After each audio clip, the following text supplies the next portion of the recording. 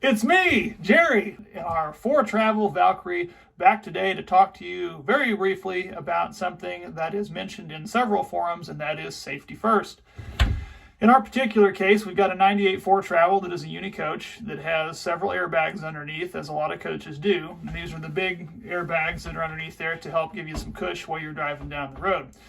That's great, and they're fantastic when they work, but obviously if you are going to be working underneath said coach, you don't want to do that and only rely on those airbags, because if one of them should fail, it can drop down to, in our particular case, about 4.5 to 5 inches, which is enough to either trap you underneath there or possibly crush your head like a grape.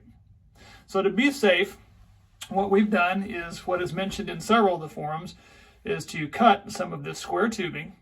It's a thick steel square tubing that we got from a metal manufacturing, Rose Metal in Springfield, Missouri, but towns have metal fabricating plants all over the place, and just bought a stick of this 2-inch by 2-inch square tubing, and in our particular case cut them to 11 inches in length, as was mentioned in the Foretravel forums and also online on the Foretravel owners group on Facebook.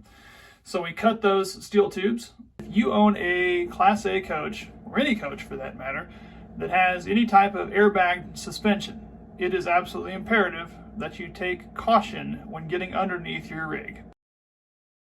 And then went ahead and polish the ends and then put them underneath the coach, one by each airbag.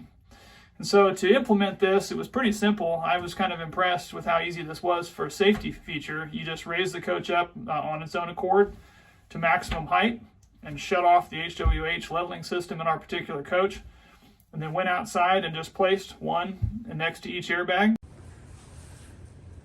Using these cut pieces of heavy-duty steel square tubing, you can actually put one next to each airbag, as has been discussed.